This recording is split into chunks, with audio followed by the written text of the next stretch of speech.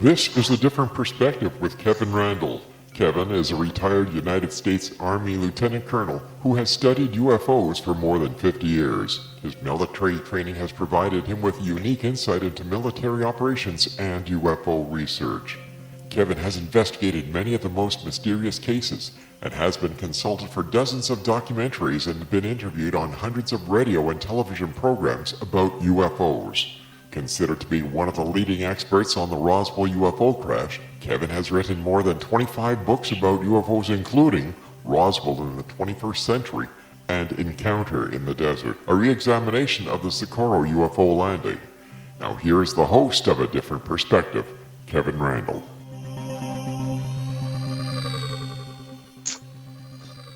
And welcome to this edition of A Different Perspective. I am, in fact, Kevin Randle. I make no bones about it. That truly is my name. I'm joined again by Robert Sheaffer. We were discussing Phil Klass and Stan Friedman last week, and the likeness of their personalities and their investigations. And as we discussed that, we moved off into talking about some of the UFO cases that have been investigated by both gentlemen, and some of the errors that we found creeping into their research. And when we went away, I had mentioned the Cohen helicopter case. This was the Army helicopter pilots who saw a UFO in 1973, I think it was. I wrote about that in the book the UFO Dossier, and there's points about it on my blog, including a discussion about the possibility it was a refueling aircraft that had been seen by the helicopter crew, and that's what fooled them, and that sort of thing. So I bring that up just to kind of bring closure to that discussion last week, and to once again say that we as UFO investigators often bring different expertise to the table, and one of the things I can speak to with some expertise is what goes on in an Army helicopter cockpit between the pilots as you're flying a mission, and how the aircraft was handed off from one pilot to the other, and that sort of thing. I mean, things that are relevant to understanding how the case is developed. And for those of you who are interested and want to follow up that, once again, my blog at www.kevinrandle.blogspot.com has some information about the Cohen helicopter case and my discussion of the operation of the pilots in the helicopter. As I said, we were discussing, and I say we, Robert Sheaffer and I were discussing that. And just to give you a little bit more information on Robert, he is one of the leading skeptical investigators of UFOs. He was a fellow, I guess, on the Committee for Skeptical Inquiry, which is cleverly known as CSI. And I say that because if you type CSI into your search engine, you may not just get information about the program, crime scene investigation, but you get information from them as well. It was a kind of an interesting marketing ploy, I thought. Maybe they didn't plan it that way. Right. Paul Kurtz, of course, who was the founder of SCHEAFFER originally, certainly one of the founders, he did the name change back, 10 years ago or so, or 15 years ago. And I guess he didn't realize that CSI already meant something pretty much to everybody. So he thought that CSI was a pretty good name. However, as you pointed out, that you mentioned CSI to somebody, and they think of the TV program or certainly of that genre of things. Also, I mean, they don't have the domain name for CSI. They still use psychop.org because they couldn't get CSI. So that means something else. Well, that's interesting because I always thought it was a clever marketing ploy on somebody's part at PsyCop. And PsyCop, you actually have a name you can say. It's PsyCop. We know what that means, but CSI, you cannot pronounce it as an acronym. So you have to say CSI. And I want to mention your book is Bad UFOs, and your blog is www.badufos.com. That's in case I don't mention it through the rest of the program. I got it up front. Okay, good enough. I think that where we were going on the conversations last time, as we were discussing Friedman and Klass, is we were moving more into a discussion of the analysis of specific cases. And I think that might be a good place to go because it gives people, dare I say it, a different perspective on that. And I think what we need to do, you had asked me at that point what my opinion of the coin helicopter case was. What do I think it was? I'm pretty well convinced it wasn't a meteor. There were witnesses on the ground who saw the object as well. There's 4 witnesses in the helicopter. There is some discussion about electromagnetic effects, meaning the compasses did not operate properly, and I think there was radio interference as well, which is one of the known or suspected or believed to be attributes of some UFOs, causing radio interference, causing engines to die, and that sort of thing. Let me ask you, Robert, do you have an opinion on the coin helicopter case? Well, I don't really, I don't understand the aspects of, what the helicopter and so on and how it does it and so on. I thought that Klass's analysis was probably correct. But if you can show that it wasn't, then I would have to go through and look at that more carefully. I still don't understand why we're saying that it couldn't have been a meteor. Are we saying it was visible for too long to be a meteor? Or it changed directions and it was visible. It was visible too long. It was it changed directions. It kind of paced the aircraft. Those well, all again, it's hard to know about those things. I mean, they say, oh, it changed the direction. I mean, what? It came from the left and went to the right, or vice versa, or something, and zoomed around. I mean, I don't recall exactly what they said. Again, we know that it's difficult to, especially when you have a point of light and a dark sky, to judge its actual movement independent of the movement of the aircraft. So, and I mean, we have a number of examples of things, the famous, the dog fight, right? The Gorman dog fight. Gorman dog, yes. And so, I mean, it's easy for pilots to become confused in that situation. Probably we think also Friedrich Valentich in Australia probably saw Venus or something and was paying no attention to what he was doing and got into a death spiral and crashed, apparently. Well, and keeping with what you're saying, I will go back to the Charles Whitted case from 1948.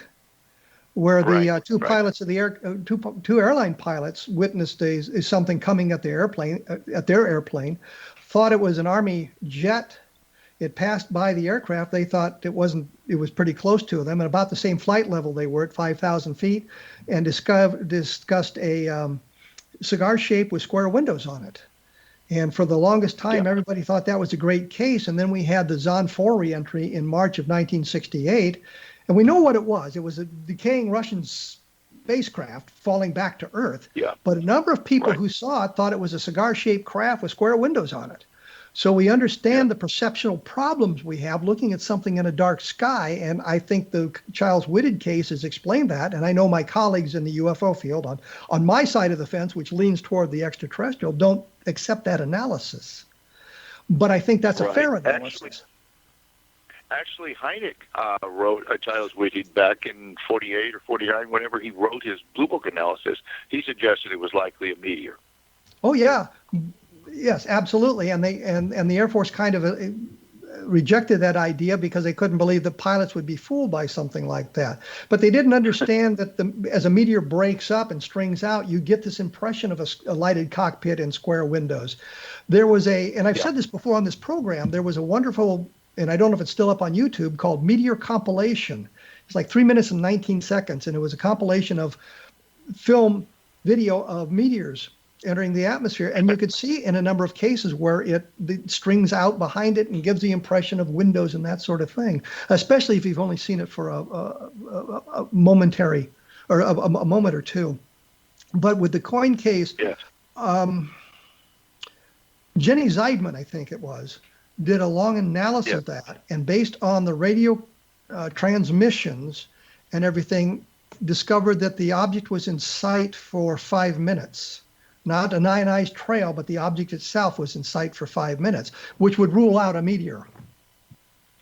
Right. Well, the other possibility, again, I haven't gone over this in a long time, but in many cases what you get is a conflation of multiple objects. That they see something like a bright meteor. Okay, what was that? And, they talk about it, then, oh, look, it's over there. Now, over there might not be the same object. Over there might be Venus or a strange airplane or something. But by conflating the same objects, then you create a mystery where one doesn't really exist. So, as I said, I have not gone over this. I should look over what Jenny Zeidman wrote and what Klass wrote and what you wrote, and then try to come up with some sort of a better understanding of it. Well, my main objection to Klass was his analysis of what was going on in the cockpit, and I can claim expertise on that. Jenny Zeidman did a quite a bit extensive work on interviewing the crew members and all four crew members of the helicopter, and what they had seen and what they had done.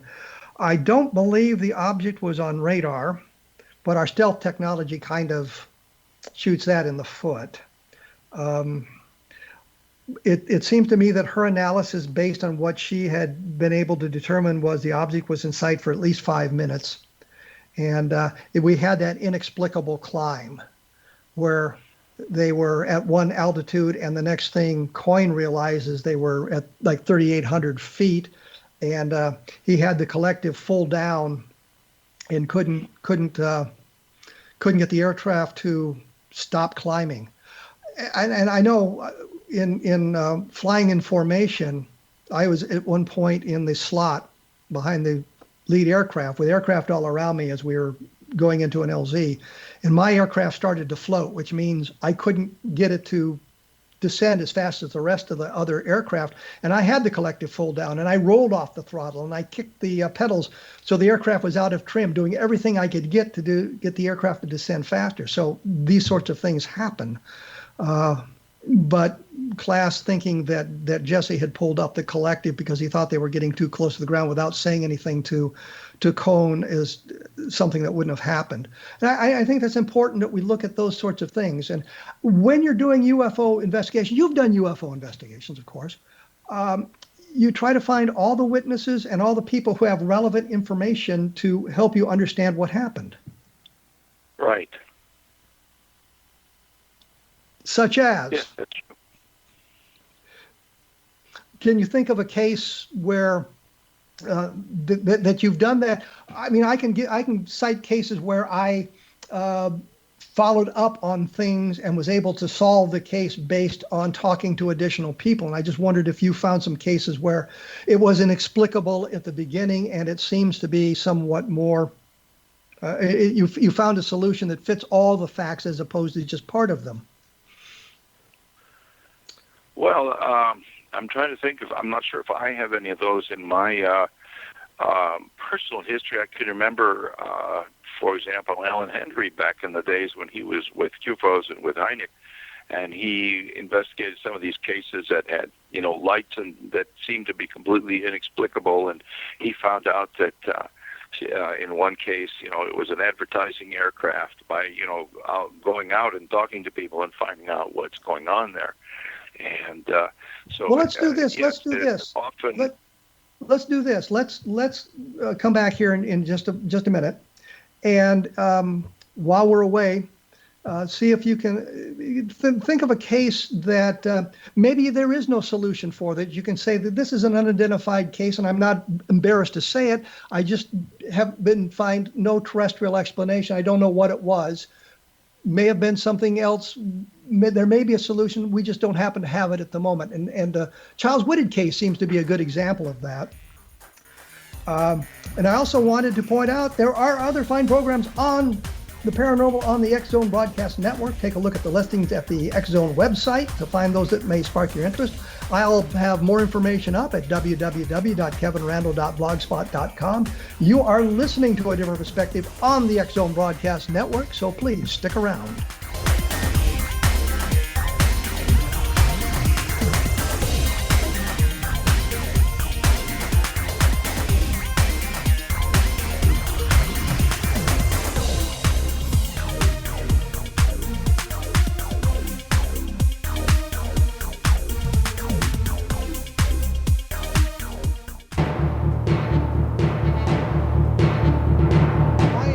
here with Robert Sheaffer.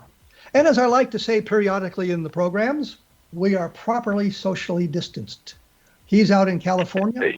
I'm in Iowa. We have no chance of spreading the virus to one another, at least directly. That is true. Yes, that is true.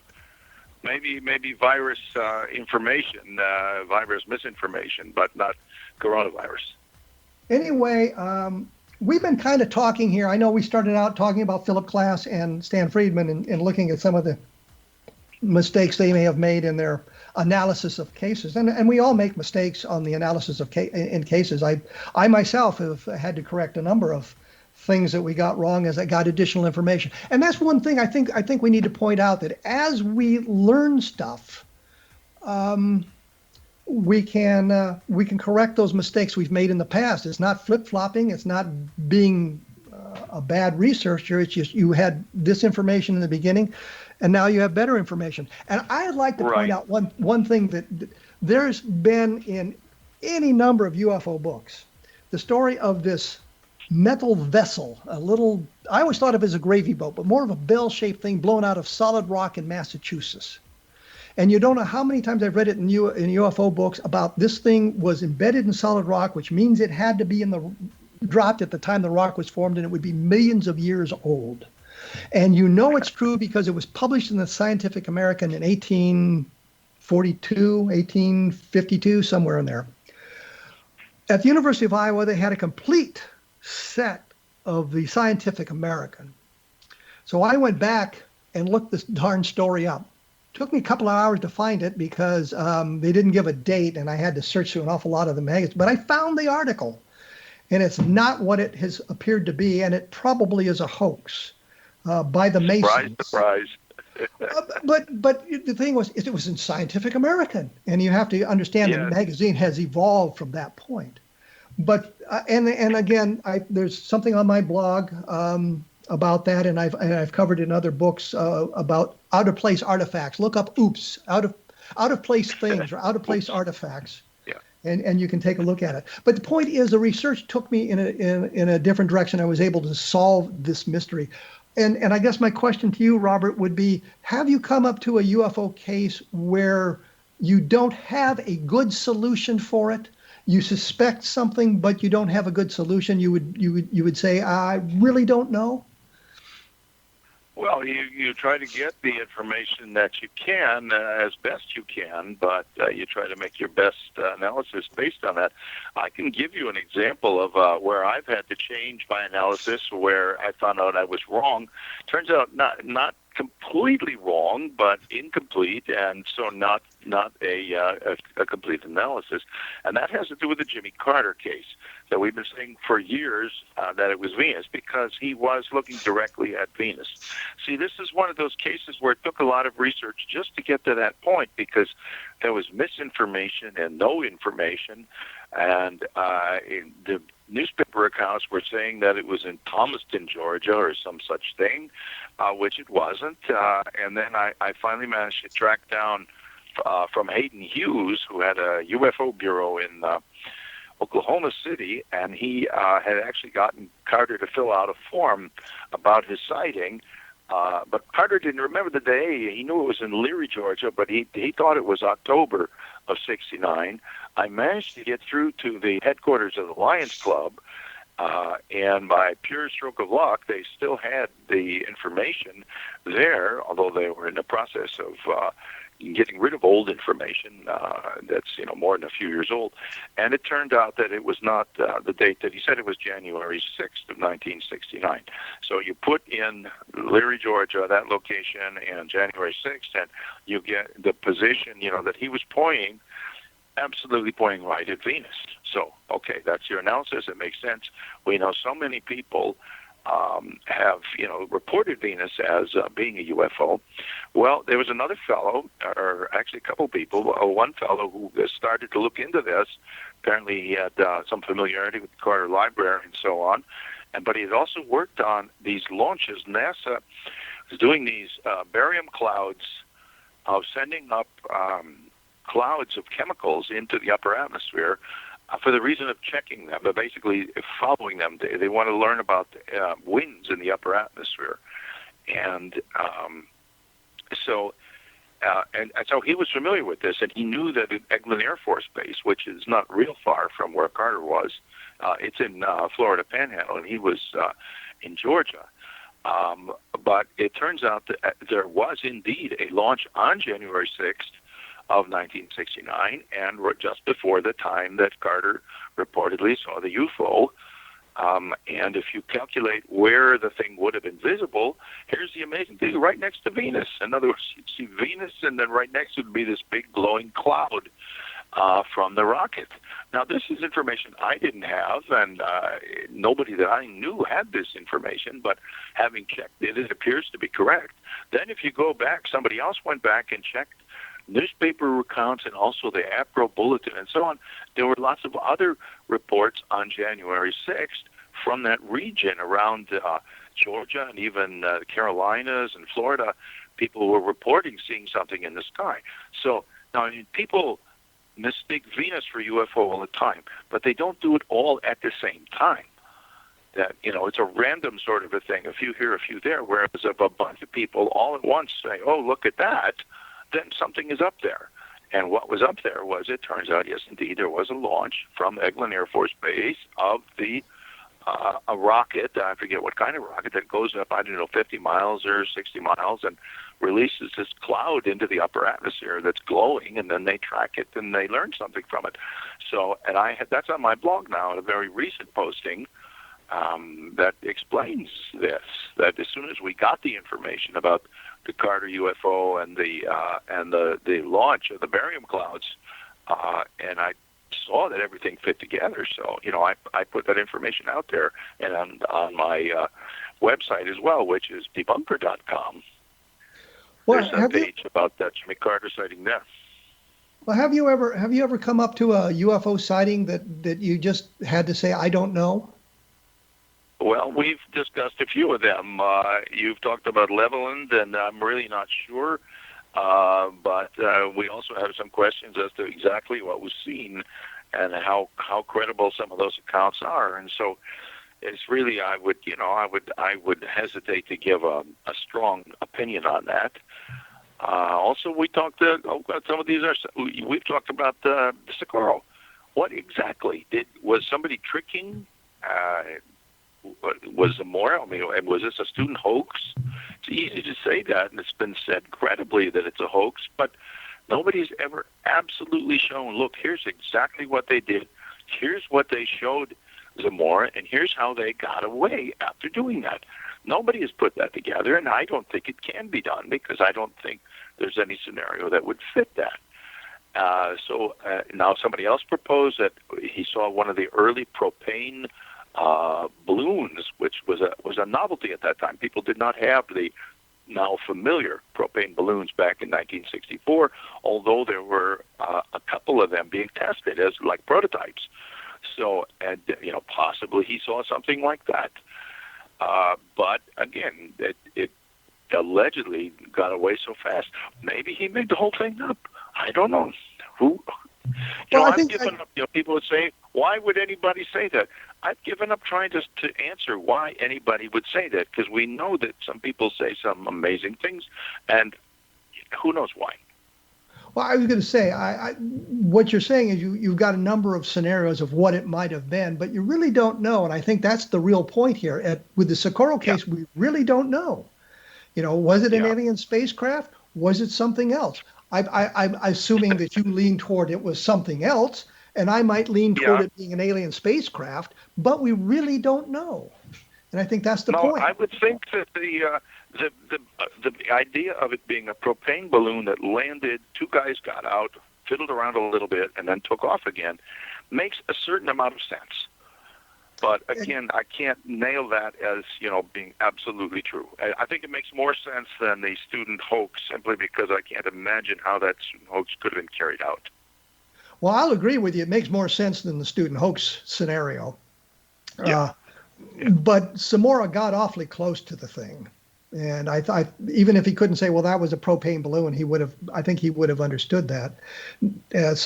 And I understand the reasoning behind that was the roar that he kept talking about in the blue flame makes it sound like it sounds like a propane balloon. Because the thing goes a whoosh, the flame comes out and a loud whoosh, and the balloon goes up. But I still lean toward the idea that it was an alien spacecraft. And I explored that in depth at Encounters in the Desert. So I thank you for giving me the opportunity to mention that once again. And some of the ideas we've talked about here with Socorro, once again, I've explored on my blog at www.kevinrandle.com. Just type in Zamora or Socorro, and it'll lead you to those articles, and you can take a look at where they are in that respect. And talking about people seeing Venus.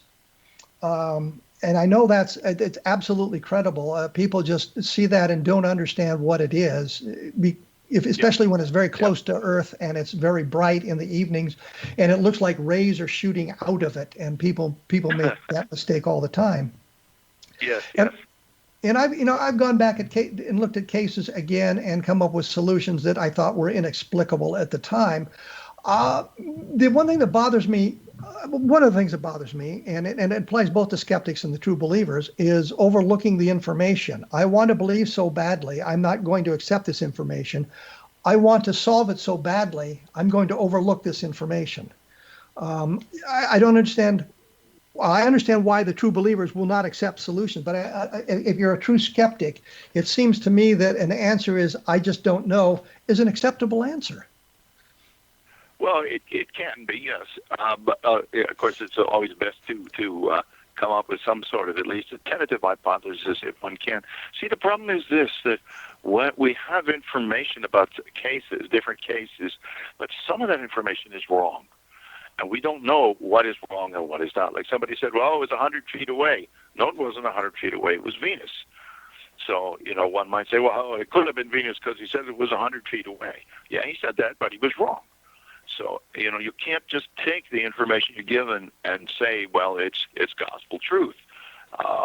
It has to be taken with a grain of salt, and it has to be viewed in light of what we know about witness reliability, which often is not very good at all.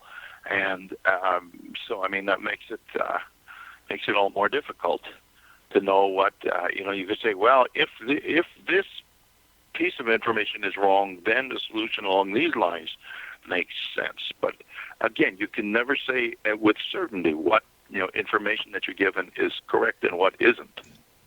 Unless, of course, the information is deduced by instrumentality.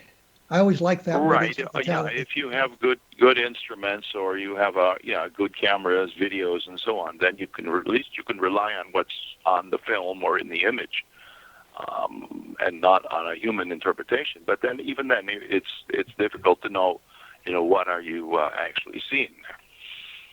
Well, I've been involved in cases where, obviously the witnesses have confabulated, and I use that term as opposed to lying because I don't think they're lying. I think they're mistaken in their perceptions.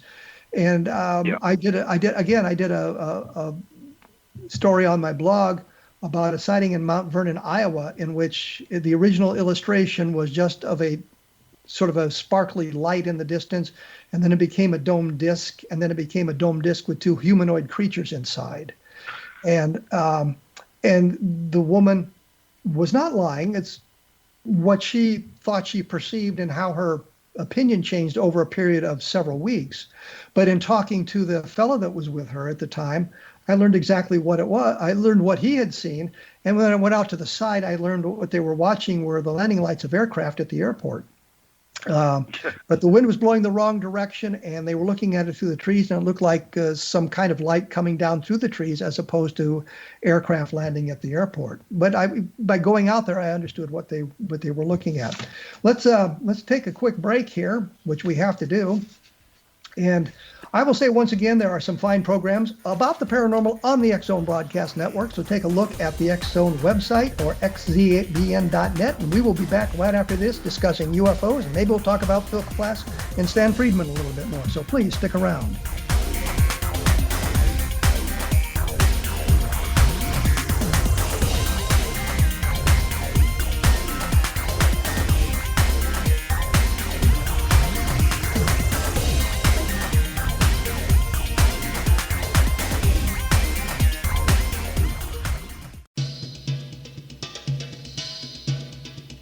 I am joined by Robert Sheaffer. We're talking about UFOs now as opposed to Stan Friedman and Philip Klass. And we're kind of, I guess, discussing the mindset between true believers and actually, I think we're really talking about the mindset between true believers and debunkers as opposed to true skeptics. Because I think a true skeptic can look at the information, and as you said, Robert, sometimes you just have to say, I don't know. And the Air Force was kind of caught in that a couple of times. And again, on the Zamora case, Hector Quintanilla, who was the chief of Project Blue Book during that sighting, couldn't come up with a solution for it. And he, even one of the nonsensical Air Force solutions, and said, well, I just don't know. And he hesitated. He didn't want to put that label on it because, as he said, he knew the UFO hobbyists would go nuts, but he could not come up with any kind of explanation for it. And I think that's really kind of what science and research is about. Sometimes you just have to say, I don't know. Yeah, I suspect if you had really good, accurate information about every case or that you're looking at, that you would find a rational explanation for it. However, it's so hard to know what information is accurate and what is not that you really can't conclude in some cases with certainty what's going on. Well, let me ask you this. What would it take to convince you that there's alien visitation? Well, I don't know about alien, but let's say unknown visitors from unknown places. Well, okay. That would be easy. All they would have to do is land someplace. It wouldn't have to be the White House lawn. Could be anywhere.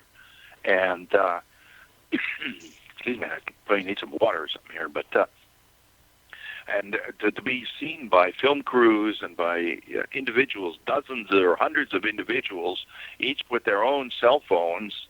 I mean, we see this kind of coverage is happening now with, the riots in the major cities, and people are taking their cell phones and they're, posting, pictures of burning buildings and things like that. Well, what if something like that happened, that a bunch of people came along and posted a picture of a UFO landing somewhere?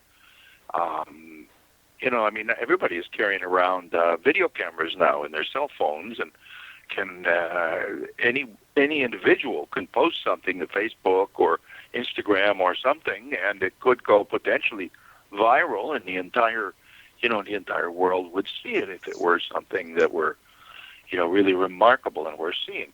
So, if something like that happened, well, I'd have to admit it happened. It's like I said before, when people report Venus as a UFO, it happens from time to time, and it's random. If a bunch of people all at the same time make very similar reports, fairly consistent reports, something happened. You don't know what it was, but you know that something unusual happened. And so, if a bunch of people all at the same time and got this evidence, or even just hover, you didn't have to land, maybe just come in close, but be clear, not just, oh, look at that light in the sky there. Hynek was very dismissive of lights in the sky. He wouldn't get excited over them. He wanted, he thought the close encounters would be significant, but not, lights in the sky. So that's, kind of along the lines of what I'm thinking. That I could believe that something were happening, but let's see the widespread. Let's see something that's really unexplainable and goes viral. Then I would be half convinced, and maybe enough time I'd be fully convinced if the evidence were really there.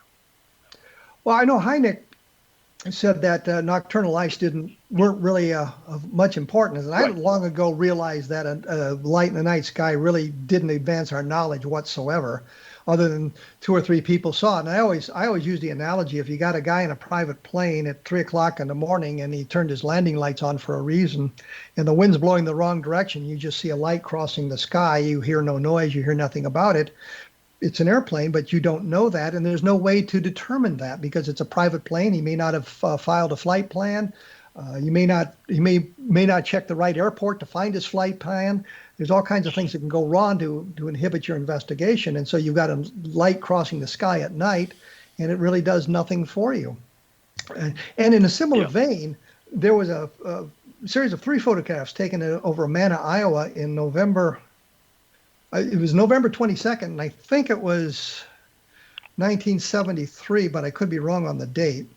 And for the longest time, we couldn't figure out what it was, because based on the map orientation that we could draw from that, and the length of time was the object was in sight and that sort of thing, it ruled out a lot of stuff, and it couldn't be an airplane because it was moving too slow and that sort of thing. And it dawned on me, well, maybe it was flying at an angle, not straight across as we thought. And eventually what we did was we had the pictures blown up. Russ Estes did it, and we blew up the pictures, and we eventually got to the point where we could actually see the airplane. So we were able to solve this inexplicable sighting as an airplane. But there's been other cases where we have that sort of thing where we cannot definitely say this is explainable. And I think of the Lubbock lights specifically, because we have the formation of the lights crossing the sky photographed by Carl Hart Jr. And we had lots of witnesses seeing the lights. Pardon me? But the witnesses say that the Hart photograph is not what they saw, and there's very good reason for believing that that his photo is a hoax. Hart said no. And here's why I say that. I talked to Carl Hart in the mid-1990s.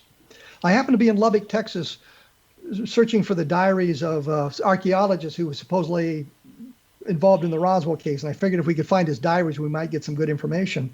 And on a lark, I looked up Carl Hart in the phone book, and his name was there, and I called him. And I talked to him for 30 minutes about that. And I said to him, what did you photograph? And knowing that at this late date, nobody cares. If it's a hoax, nobody cares. And what he said was, I still don't know what I photographed. Now, the professors at one time said, no, they talked about the lights being in a formation, the four professors that originated the whole thing in Lubbock from Texas Tech, the Texas Tech College at the time, now Texas Tech University.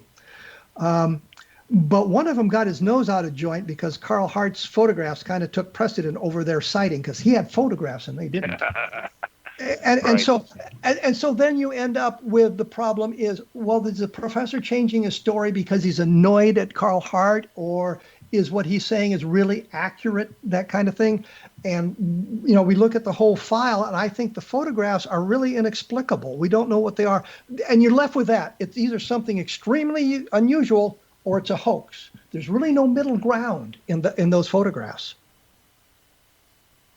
Right. Well, no, I'm recalling an analysis I read. I'm trying to remember who wrote it. But basically, that if you look at those two photos, that you rotate them, that it's the same thing. In other words, the relative positions of the objects in the photos are the same with respect to each other, even though the whole thing has rotated. And so this is not, which strongly indicates, a hoax. I'm not sure if I can find this right now, but well, while you're searching for that, once again, I stress that I did talk to Carl Hart, and we mentioned on the last program the Lucy photographs, where the kids had taken the flying saucer with the flashlight underneath it. Right, it's in the Condon Committee. It's been on a number of books and printed a number of places. I think APRO's printed it a number of times. NICAP has, and as they matured and got older, when they were approached again, they said, yeah, we faked that. And I think 99% of the photographs taken of UFOs were taken by teenage boys, and 99% of those are faked. And when they mature and they have an opportunity, they come out and say, yeah, I faked that thing. And what gets me about the Hart photograph is that he didn't ever say, I faked that thing. He had the opportunity. I think in the 1950s, when it was investigated and the Air Force really threw the fear of God into him, if this is a fake and you've lied to us, you're going to be in big trouble. And so he's now stuck in the story. He can't get out of it, because if he admits it a hoax, he's in big trouble. He's afraid to admit that it's a hoax. But I think now, in the mid-1990s, I think he would have been in his 70s at the time I talked to him. He has no fear of that anymore. And if it was a hoax, I am convinced he would have said, yeah, I faked the thing and here's why I did it. But he didn't say that. He says, I still don't know what I photographed. So I think that's a case where you've got four photographs actually by a witness So you have some instrumentality involved in it. You have something to take into the lab and to research. And I also think that you've got debunkers who are going to find something wrong with it, no matter how wrong their analysis happens to be. And that's why I'm now separating debunkers from skeptics. I think skeptics will look at it and say, I don't know. I'm pretty skeptical of this whole thing. Well, like I said, to me, those photos don't look really like things in the sky. They look almost like something that was just produced in a lab or something, is what they look like. You got your bell ringing there. The photographs themselves, there were 5 originally. One of them has been lost. It's never been printed, as near as I can find. And I've looked at a lot of different sources. I even went through the newspaper files there in Lubbock. Somebody had stolen their Lubbock Lights file, for crying out loud. But there were 5. There were 5 photographs originally. There were 4 that had been printed everywhere. The Air Force could find no reason to suggest they had been hoaxed. And attempts to duplicate them as something in the sky with either the birds or other explanations that had been offered failed. So I'm leaning toward here's something that's still inexplicable, not necessarily alien, but certainly inexplicable. Well, I'd have to go and dig through. I never know when you bring up these cases. I don't know which ones you're going to bring up. Neither do I. But there is an analysis of showing that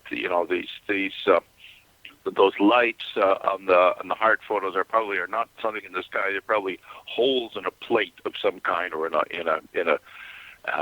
a board or in a cardboard, and with light shining through, and it's photographed in different positions.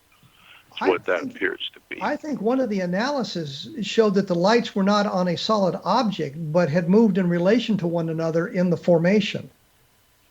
Well, now I've read precisely the opposite of that, and so that's why I say I don't have that information in front of me now. But one would have to, look at everything that's available on this, and that would take quite a bit of time to gather it all together. Well, that's why I do something called chasing footnotes on my blog periodically, where I will find a case, and they'll give me a reference, and I'll chase it back to that reference, to the next reference, to the next reference, till I get to the end. And yeah, that's what you want to do. And I just did one on a UFO sighting with electromagnetic effects in Minnesota that took place. Oh, for God's sakes, I can't remember the date. But it was Minnesota. It's on the blog. It's one of the latest articles on the blog at www.kevinrandle.blogspot.com. But I looked at what Mark Roediger had said in his book about electromagnetic interference, and he said it came from Passport to Magonia from Jacques Vallée. And I went to that one, and he said it came from ATEC. So I went to the Project Blue Book files, and there was no case with that case name on it. But there was one from Minnesota on the same date at the same time, and the 2 places are about 10 miles apart, and one is where the guy lived and one was where the guy saw the thing. And so I was able to chase it to its very end and came up with an explanation that it may have been a hoax based on what was in the ATEC file. And Vallée didn't mention that, and Roediger, who did not chase it to the Blue Book files, because when he wrote his report, he didn't have that available to him. We're going to have to take another break here, which helps pay for the program, I guess. I'm here with Robert Sheaffer. We're talking UFOs. We've kind of diverged from our discussion of Phil Klass and Stan Friedman, which I kind of figured we would at some point, and talk about some UFO cases that are exciting. You can find more information about the cases we're mentioning here at www.kevinrandle.blogspot.com or at www.badufos.com with Robert Sheaffer. We will be back right after this, so please stick around.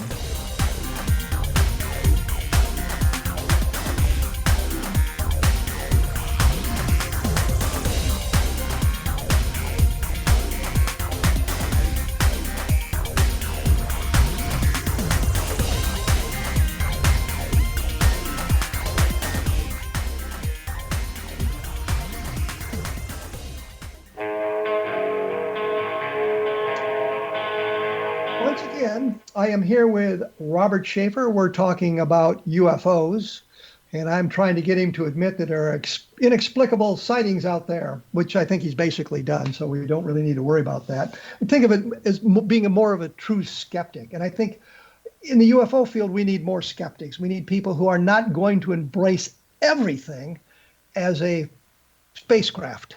Because sometimes you just see stuff that fools you and you just can't figure out what it was. And I was intrigued by when I asked you what it would take, and you mentioned you don't even need to have a spacecraft in the lab to research, but you could use, again, my favorite word, instrumentality, the cell phones. Everybody from multiple locations independently photographing the same thing. People who don't know each other. Independently. Because there's all kinds of information you can derive from that, knowing where the person was, what direction they were looking, and basically what angle the thing was. You can just discern all kinds of information from that. Yes. And that's what we don't see. And that's, if we believe some people's accounts, UFOs show up at the same place every night and hover there for an hour or more, or are seen frequently in certain locations. Well, hang out there, bring your best cameras and so on. It's nonsense. We can't. If you've been watching, you've been hearing all the talk about the so-called Skinwalker Ranch in Utah. Well, they got everything there. They got cryptids, and they got dimensional portals, and they got UFOs and everything. And they've had a few UFOs on their show, but they're distant objects that really aren't very clear. And you think, well, maybe it's a balloon or maybe it's something. And I'm thinking, this is supposed to be the hottest of the hot spots. And there have been people, both when Bigelow was the owner, Robert Bigelow was the owner of the so-called Skinwalker Ranch for a number of years. He had his people out there. He had a group called the National Institute for Discovery Sciences, and they were camped out there and over a period of several years. And they, two of them wrote a book about the hunt for the Skinwalker, and George Knapp, and was it Colin Kelleher? And basically what they said as a summary in that book, well, we were there for all these years, but we never were able to capture anything, on film or on the video that would truly prove anything. And so you think about that. Wait a minute, they were out there over a period of several years, maybe not every day of the year, but many days each year. They're out there with cameras and all kinds of whatever equipment they've got, and they still can't record it. There's supposedly all this paranormal stuff happening, yet they can't record it. Now we got the new owner, Brandon Fugel, and we've got a different crowd, and now they've got quite a substantial audience of their TV show about the so-called the Secrets of Skinwalker Ranch, or whatever they call it. And again, it's the same thing. There are all these stories about, I feel, I go to this spot and I feel dizzy, or my phone doesn't work, or my magnetometer detects something. Well, okay, and this just goes on for week after week, and nothing really happens. Show me a cryptid. Supposedly there's a skinwalker, whatever that is, some kind of a monster. Show me a chupacabra. Show me a Bigfoot. Show me a bulletproof wolf that's supposed to exist there. A wolf that will come at you and you'll shoot at it and hit it, but the bullets won't stop it and it'll just walk away. Okay, that's a good story, but let's see a little bit of video evidence of any of this stuff. That's the same thing with all these claims of paranormal going on. They never always manage to slip away before the evidence becomes convincing. Well, the one thing I remember is there was a bolide, very bright meteor, seen over the Grand Teton Mountains in Wyoming in the 1960s. And there's a film of it. There's a film of it. I guess it bounced off the atmosphere. There's a film of it. Yes, I wrote about that in my earlier UFO book. Yes. But here's the point. And in fact, it was even on the cover of Sky and Telescope magazine a while after it happened, a year or two after it happened. where it looked almost like the National Geographic or something. Here's this, picture of the mountains and the lake and whatever in the sky. And then, of course, we see this bolide that's zooming across the sky. And it was widely seen by everybody over a stretch of like more than 1,000 miles. I think it was going from south to north. They saw it first in around New Mexico, and then it went north in Colorado, Wyoming, and then people in Canada saw it. So, I mean, this definitely was something there. We have so many photos and so many witnesses. And there's my before point. People had cell phones. These are just plain old cameras. That's my point. That's my point. Yeah. Here's a very rare phenomenon. You cannot reproduce it. We have movie footage and we have still photographs by independent witnesses from around the area. We have photographs of it. And that was the thing that's always bothered me about UFOs. We do not have a case like that where we've got photos of the same object taken from multiple locations.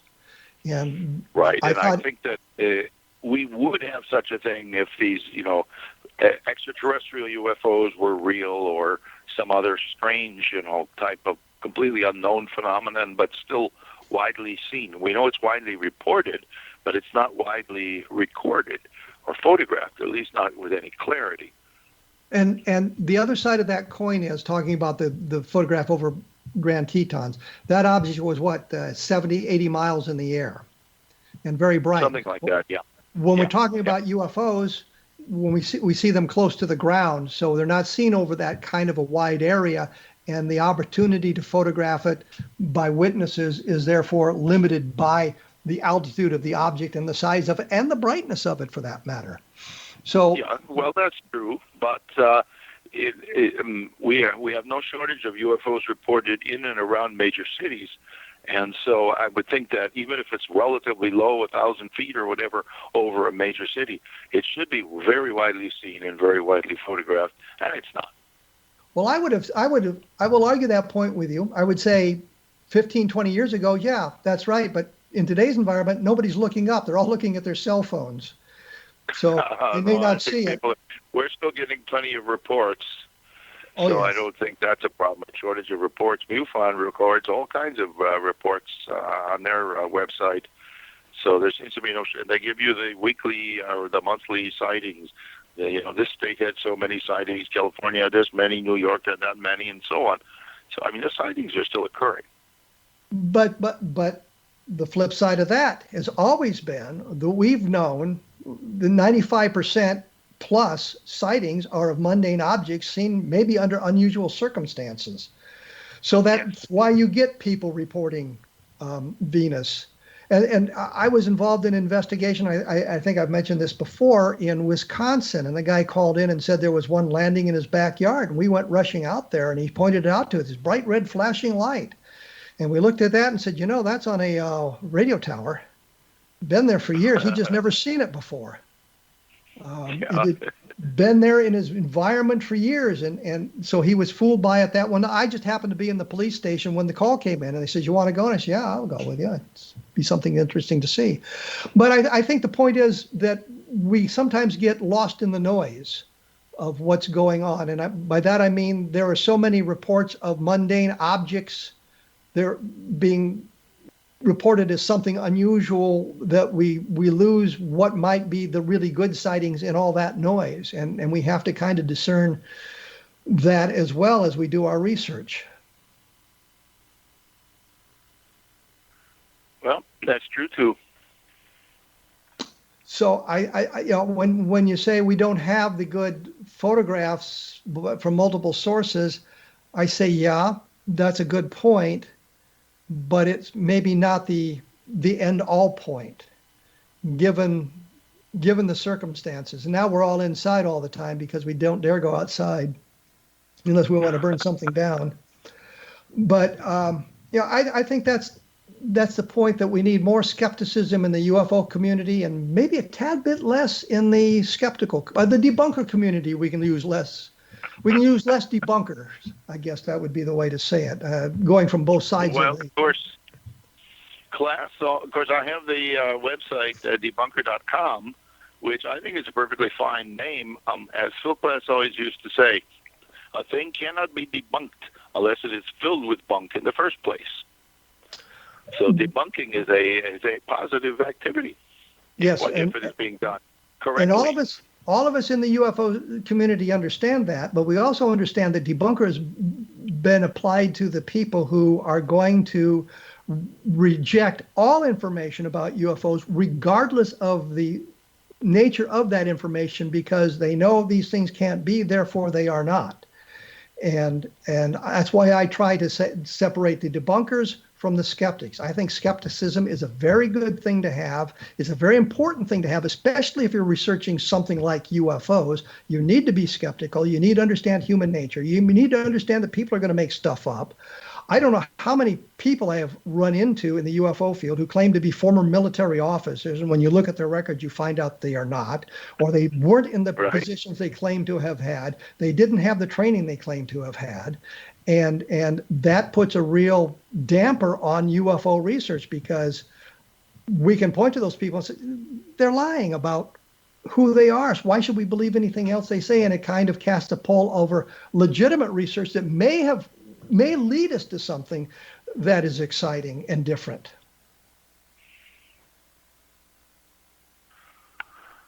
Okay, I did find, digging here a little bit for the Lubbock Lights, this was an analysis published about 3 years ago by Gilles Fernandez, who was a French investigator. He has, this is on a Facebook group of UFO pragmatism, and he takes these